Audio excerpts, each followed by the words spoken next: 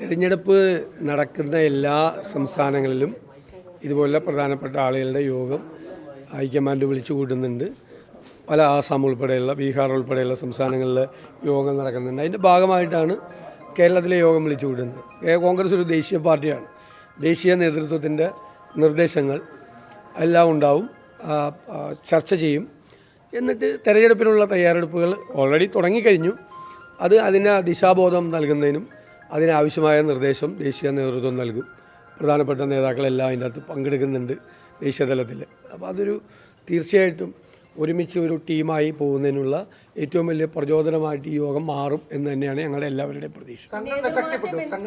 തീർച്ചയായിട്ടും സംഘടനയെ ശക്തിപ്പെടുത്തലാണല്ലോ. സംഘടന ശക്തിപ്പെടുത്തുകയും തെരഞ്ഞെടുപ്പ് മുന്നൊരുക്കം നടത്തുകയുമാണ് പ്രധാനപ്പെട്ട കാര്യമല്ലോ. അതെല്ലാം ഞങ്ങൾ ആരംഭിച്ചു കഴിഞ്ഞു. സംഘടനാപരമായി തന്നെ അത്തരം കാര്യങ്ങളെല്ലാം ആലോചിച്ചു കഴിഞ്ഞു. അല്ല, അതൊന്നും ഇന്നത്തെ യോഗത്തിലൊന്നും അത്തരം ചർച്ചകളൊന്നും നടക്കുന്നില്ല. കേരളത്തിൽ ഇത് സംബന്ധിച്ച ഒരു ചർച്ചയും നടക്കുന്നില്ല. ഞാൻ പറഞ്ഞു, നിങ്ങളെല്ലാ മാധ്യമങ്ങളും ഒരു ദിവസം KPCC പ്രസിഡന്റിനെ മാറ്റും എന്ന് വാർത്ത കൊടുക്കും. അന്ന് രാത്രി വരെ അത് ചർച്ച ചെയ്യും. പിറ്റേ ദിവസം നിങ്ങൾ KPCC പ്രസിഡന്റിനെ മാറ്റുന്നില്ല എന്ന് പറഞ്ഞിട്ടൊരു വാർത്ത കൊടുക്കും. അന്ന് വൈകുന്നേരം വരെ അത് ചർച്ച ചെയ്യും. എന്നിട്ട് നമ്മളോട് വന്ന് നിങ്ങൾ ചോദിക്കും എന്താണ് അഭിപ്രായം എന്ന് ചോദിക്കും. ഞാൻ എത്രയോ പ്രാവശ്യം പറഞ്ഞു, ഇന്നലെയും പറഞ്ഞു, അങ്ങനെ ഒരു ചർച്ചയും കേരളത്തിൽ നടക്കുന്നില്ല. ദേശീയ തലത്തിൽ അങ്ങനെ ഒരു തീരുമാനം ഉണ്ടെങ്കിൽ സംഘടനാപരമായ കാര്യങ്ങൾ ഉൾപ്പെടെയുള്ള കാര്യങ്ങൾ ദേശീയ പാർട്ടി എന്ന നിലയിൽ ഇവിടെയാണ് തീരുമാനിക്കുന്നത്. അവിടെ പ്രധാനപ്പെട്ട ആളുകളോട് സംസാരിച്ച് ഉചിതമായ സമയത്ത് അവർ ഉചിതമായ തീരുമാനമെടുക്കും. ഇപ്പോൾ പുനഃസംഘടനയെ സംബന്ധിച്ചിട്ടുള്ള പല നിർദ്ദേശങ്ങളുണ്ടല്ലോ, അതിൻ്റെ ഭാഗമായിട്ടെടുക്കും. ഇപ്പോൾ ഇത് ഈ KPCC പ്രസിഡന്റിനെ മാറ്റുന്ന ചർച്ചയ്ക്കൊന്നുമല്ല. ഇത്രയും ആളുകളെ ഡൽഹിയിലേക്ക് വിളിച്ചിട്ടാണ് ചർച്ച ചെയ്യുന്നത്. അപ്പോൾ നിങ്ങൾ കൊടുക്കുമ്പോൾ നിങ്ങൾക്കൂടി ഒരു വിശ്വാസ്യതയുടെ ഒരു പ്രശ്നമില്ലേ ഇതിൻ്റെ അകത്ത്? ഇത്രയും ആളുകളെ വിളിച്ചിട്ടാണോ നിങ്ങൾ ഈ നേതൃമാറ്റം എന്ന് പറയുന്നത്? ഡൽഹി അല്ലല്ല, ഞാൻ ചോദിക്കണേ, ഞാൻ തീർക്കട്ടെ. എന്നിട്ട് നിങ്ങൾ ഊഹാപോഹങ്ങളുടെ അടിസ്ഥാനത്തിൽ ഓരോ ദിവസവും നിങ്ങൾ വാർത്ത കൊടുക്കുകയാണ്. കോൺഗ്രസിനൊന്നും സംഭവിക്കില്ല ഇങ്ങനെ വാർത്ത കൊടുത്തുകൊണ്ട്. നിങ്ങളുടെ വിശ്വാസ്യത പോവും. ഊഹാപോഹം നിങ്ങളുണ്ടാക്കുന്നതാണ്.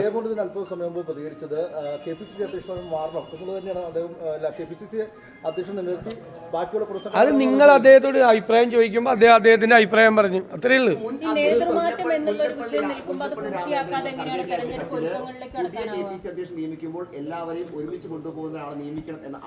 മുല്ലപ്പള്ളി രാമചന്ദ്രൻ കോൺഗ്രസ് പ്രസിഡന്റിന് അയച്ച കത്ത് ഞാൻ കണ്ടിട്ടില്ലല്ലോ. ഞാനെങ്ങനെ അതിനെക്കുറിച്ച് അഭിപ്രായം എനിക്കറിയില്ല. എനിക്കറിയാത്ത കാര്യം ഞാൻ എങ്ങനെയാണ് നിങ്ങളോട് പറയുന്നത്? ഞാൻ വെറുതെ ഒരു ഊഹത്തിൽ നിങ്ങൾ വാർത്ത കൊടുക്കുന്ന പോലെ ഞാൻ പറഞ്ഞാൽ മതി. ഈ കോൺഗ്രസിൽ സാധാരണ പ്രവർത്തകരുടെ അഭാവമുണ്ട്, ബൂത്തിൽ പോലും ഇരിക്കാൻ ആവില്ല എന്നൊക്കെ ശശി തരൂർ അടക്കമുള്ള ശശി അടക്കം കഴിഞ്ഞ ദിവസം അഭിമുഖത്തിൽ പറഞ്ഞിരുന്നു. അങ്ങനെ ഒരു വിലയിരുത്തലുണ്ടോ? ഇപ്പോൾ കേരളത്തിൽ ഇപ്പോൾ 5 ബൈ ഇലക്ഷൻ നടന്നല്ലോ. 5 ബൈ ഇലക്ഷൻ നടന്നല്ലോ. എവിടെയെങ്കിലും ബൂത്തിലിരിക്കാൻ ആളില്ലാത്ത ഒരു ബൂത്ത് കേരളത്തിലുണ്ടായ. കേരളത്തിലെ കോൺഗ്രസ് സംഘടനാപരമായി വളരെ ശക്തമാണ്. ഒരു ബൂത്തിൽ പോലും ഇരിക്കാൻ ആളില്ലാത്ത ഒരു ബൂത്ത് പോലും കേരളത്തിൽ ഒരിടത്തും ഉണ്ടാവില്ല. ഈ 5 ഉപതെരഞ്ഞെടുപ്പിൽ 4 നമ്മൾ ജയിച്ചു, വൻ ഭൂരിപക്ഷത്തിൽ. പ്രതിപക്ഷത്തിരുന്നുകൊണ്ട് നിങ്ങൾ ദേശീയ തലത്തിലെ മാധ്യമങ്ങളാണ് റിപ്പോർട്ട് ചെയ്യുന്നത്. ഇന്ത്യയിലെ ഏത് സംസ്ഥാനത്താണ് പ്രതിപക്ഷത്തിരുന്നുകൊണ്ട് പ്രതിപക്ഷ ഉപതെരഞ്ഞെടുപ്പ് ജയിക്കുന്നത്? തമിഴ്നാട്ടിൽ, കർണാടകത്തിൽ, UP-യിൽ എവിടെയെങ്കിലും ജയിക്കുന്നുണ്ടോ? ബംഗാളിൽ എവിടെയെങ്കിലും? കേരളത്തിൽ മാത്രമാണ്. തൃക്കാക്കരയിൽ PT തോമസ് ജയിച്ചതിൻ്റെ ഇരട്ടി ഭൂരിപക്ഷം, പുതുപ്പള്ളിയിൽ ഉമ്മൻചാണ്ടി ജയിച്ചതിൻ്റെ 4 ഇരട്ടി ഭൂരിപക്ഷം, പാലക്കാട് നിങ്ങൾക്കറിയാമല്ലോ ഷാഫി ജയിച്ചതിൻ്റെ 5 ഇരട്ടി ഭൂരിപക്ഷം, 40,000 വോട്ടിന് കഴിഞ്ഞ അസംബ്ലി സീറ്റിൽ ചേലക്കര ജയിച്ച സ്ഥലത്ത് 12,000 വോട്ടായിട്ട് അവരുടെ ഭൂരിപക്ഷം താഴേക്ക് പോയി. പ്രിയങ്ക ഗാന്ധിക്ക് ഉജ്ജ്വലമായ ഭൂരിപക്ഷം. എല്ലാ ലോക്കൽ ബോഡികളിലേക്ക് നടന്ന തെരഞ്ഞെടുപ്പിൽ UDF-ന് എഡ്ജ്. എല്ലാ തെരഞ്ഞെടുപ്പിലും 15-16 ഉപതെരഞ്ഞെടുപ്പുകൾ നടത്തിയപ്പോൾ എല്ലാ ഉപതെരഞ്ഞെടുപ്പുകളിലും UDF കഴിഞ്ഞ പ്രാവശ്യം നേടിയതിനേക്കാൾ കൂടുതൽ സീറ്റുകൾ നേടി. LDF-ന് എല്ലാ ഉപതെരഞ്ഞെടുപ്പുകളിലും ഈ ലോക്കൽ ബോഡിയിലേക്ക് അവരുടെ സീറ്റുകൾ കുറഞ്ഞു. ഞങ്ങളുടെ ബൂത്തിലിരിക്കാൻ ആളില്ലാണ്ടാണോ? ബൂത്തിലൊക്കെ നല്ല ആളിലിരിക്കാനുണ്ട്. ഞങ്ങളുടെ ബൂത്ത് കമ്മിറ്റികൾ നിലവിൽ വന്നു കഴിഞ്ഞല്ലോ. കേരളം മുഴുവൻ ബൂത്ത് കമ്മിറ്റികൾ നേരത്തെ നിലവിൽ വന്നു കഴിഞ്ഞു. പിന്നെ ഇപ്പോൾ വാർഡ് കമ്മിറ്റികളാണ്, ലോക്കൽ ബോഡിയുടെ വാർഡ് കമ്മിറ്റികളാണ്.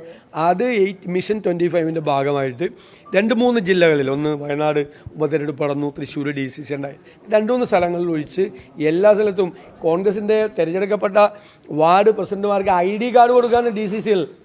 തിരഞ്ഞെടുക്കപ്പെട്ട 2500 പുതിയ വാർഡ് പ്രസിഡന്റ് ഒരിക്കലും ഇല്ലാത്ത തരത്തിൽ അവർക്ക് ID കാർഡ് കൊടുക്കുകയാണ് സംഘടനാപരമായി.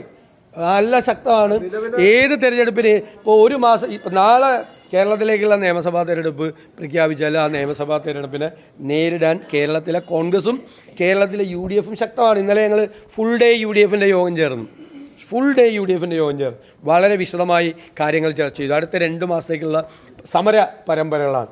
ആ സമരം UDF പ്രഖ്യാപിച്ച് ഞങ്ങൾ മുമ്പോട്ട് പോവാണ്. നിങ്ങൾ അല്ലല്ല, അതൊക്കെ പാർട്ടിയിൽ ഏത് തരത്തിലുള്ള പുനഃസംഘടന വേണം, എങ്ങനെ വേണം എന്നൊക്കെ ദേശീയ നേതൃത്വം കേരളത്തിലെ പ്രധാനപ്പെട്ട നേതാക്കളോട് ചർച്ച ചെയ്തൊരു തീരുമാനം എടുക്കും. അല്ല, ഞാൻ അതന്നെയല്ലേ നിങ്ങൾ അതേ ചോദ്യം തന്നെയാണ് നിങ്ങൾ ചോദിച്ചുകൊണ്ടിരിക്കുന്നത്. ഒരുക്കങ്ങളൊക്കെ നടന്നുകൊണ്ടിരിക്കുകയാണ്. മിഷൻ 25 ആരംഭിച്ചിട്ട് അത് 80% പൂർത്തിയായെന്ന് ഞാൻ പറഞ്ഞു. ഇപ്പോൾ ഞങ്ങൾ മിഷൻ 26ലേക്ക് ഞങ്ങൾ കടന്നു കഴിഞ്ഞു. അതിന് മുമ്പ് തന്നെ ഞങ്ങളുടെ ബൂത്ത് കമ്മിറ്റികളൊക്കെ രൂപീകരിച്ചു കഴിഞ്ഞു. ഒരു കാലത്തും ഇല്ലാത്ത തരത്തിലുള്ള തയ്യാറെടുപ്പാണ് കേരളത്തിലെ കോൺഗ്രസും UDFും കേരളത്തിൽ തെരഞ്ഞെടുപ്പിന് മുമ്പിലായിട്ട് നടന്നുകൊണ്ടിരിക്കുന്നത്. പിന്നെ എല്ലാ പാർട്ടികളിലും ഉണ്ടല്ലോ. അപ്പോൾ അതുപോലുള്ള ചെറിയ ചെറിയ കാര്യങ്ങൾ നിങ്ങളതൊരു അസമിന്റെ കാര്യത്തിൽ ഹൈക്കമാൻഡ് പ്രത്യേക താല്പര്യമുണ്ട്. അതിനനുസരിച്ച് ഹൈക്കമാൻഡ് പല കാര്യങ്ങളും പരിശോധിക്കുകയും ചെയ്യുന്നുണ്ട്. ആ പശ്ചാത്തലത്തിൽ കേരളത്തിൽ കിട്ടിയിരിക്കുന്ന റിപ്പോർട്ടൊക്കെ നല്ല റിപ്പോർട്ടല്ല, പ്രത്യേകിച്ച് നേതാക്കളുടെ ഐക്യവുമായി ബന്ധപ്പെട്ട് ഞാൻ ആ റിപ്പോർട്ട് കണ്ടിട്ടില്ല. പിന്നെ ഇതൊന്നും വേറെ ആളുകളൊന്നും അല്ലല്ലോ കേരളത്തിൽ. ഇവിടെ ഇരിക്കുന്ന ആളുകൾക്ക് കേരളത്തെ കൈവെള്ളയിൽ എന്നല്ല അറിയാം. ആരുടെയെങ്കിലും റിപ്പോർട്ട് മേടിച്ചിട്ട് കേരളത്തെക്കുറിച്ച് അറിയേണ്ട ആളാണ്. രാഹുൽ ഗാന്ധി കേരളത്തിൽ നിന്നുള്ള MP ആയിരുന്നു. കോൺഗ്രസ് പ്രസിഡന്റിന് ഓരോ ജില്ലയിലെ ഡീറ്റെയിൽസ് അറിയാം. കേരളത്തിലെ 14 ജില്ലയിലെ ഡീറ്റെയിൽസ് ഗാർഗേജിക്ക് അറിയാം. 14 ജില്ലയിലെയും ഡീറ്റെയിൽസ് മുഴുവൻ ആളുകളെക്കുറിച്ച് അറിയാം. പിന്നെ KC വേണുഗോപാലാണ് ഇവിടുത്തെ സംഘടനാ ചുമതലയുള്ള ജനറൽ സെക്രട്ടറി. അദ്ദേഹത്തിന് ഇവിടുത്തെ സംഘടനാ കാര്യങ്ങൾ അദ്ദേഹമല്ലേ നോക്കണം. ആരെങ്കിലും കൊണ്ട് റിപ്പോർട്ട് എഴുതി മേടിച്ചിട്ട് വേണോ KC വേണുഗോപാലിനെ പോലെ ഒരാൾ കേരളത്തിലെ കാര്യങ്ങൾ അറിയാൻ? ഇതൊക്കെ ഓരോരുത്തർ ഉണ്ടാക്കുന്ന കഥകളാണ്. കേരളത്തിലെ കോൺഗ്രസ് കേരളത്തിലെ കോൺഗ്രസിൻ്റെ ഇപ്പോഴത്തെ സ്ഥിതിയെക്കുറിച്ച് റിപ്പോർട്ട് ചോദിച്ചിട്ടാണോ സംഘടനാ ചുമതലയുള്ള ജനറൽ സെക്രട്ടറിയും അതുപോലെ കേരളത്തിൻ്റെ ചുമതലയുള്ള ജനറൽ സെക്രട്ടറി ഉണ്ട്. അവർ മാസത്തിൽ ഒരു 10 ദിവസം ഫുൾ ടൈം അവിടെ നിൽക്കുന്ന ആളാണ്. എല്ലാവരെയും പേരെടുത്ത് വിളിക്കാൻ DCC പ്രസിഡന്റുമാരെ, KPCC ഭാരവാഹികളെ, ബ്ലോക്ക് പ്രസിഡന്റുമാരെ വരെ പേരെടുത്ത് വിളിക്കാൻ പറ്റിയ ഒരു ജനറൽ സെക്രട്ടറി ഇൻചാർജാണ് കേരളത്തിലുള്ളത്. ഇവർക്കൊക്കെ ആരെങ്കിലും റിപ്പോർട്ട് വേണം. ACCയുടെ സെക്രട്ടറിമാർ, ചുമതലയുള്ളവർ, ഓരോ റീജിയനിൽ വർക്ക് ചെയ്യുന്നവർ, നിങ്ങളുണ്ടാക്കുന്ന ഒരു കഥയാണ്. നിലവിലുള്ള സ്ഥിതി തുടർന്നാൽ 3ാം തവണ LDF ഭരിക്കുന്ന സാഹചര്യം ഉണ്ടാവുമെന്നാണ് ശശി തരൂര് പറഞ്ഞിരിക്കുന്നത്. അതിനോട് എങ്ങനെയാണ്? അതൊന്നും ഞാൻ കേട്ടില്ല. അദ്ദേഹം അങ്ങനെ പറഞ്ഞതായിട്ട് ഞാൻ കണ്ടില്ല. അദ്ദേഹം ഇപ്പം നിങ്ങളൊരു വാർത്ത കൊടുത്തു, അതായത് എനിക്ക് വേറെ ഓപ്ഷൻ ഉണ്ട് എന്ന് പറഞ്ഞു. അപ്പം നിങ്ങളെല്ലാവരും പറഞ്ഞു അദ്ദേഹം BJP പോകും, CPM പോകുമെന്നും പറഞ്ഞു കൊടുത്തു. അപ്പോൾ അദ്ദേഹം ഇന്നലെ ക്ലാരിഫൈ ചെയ്തിട്ടുണ്ടല്ലോ.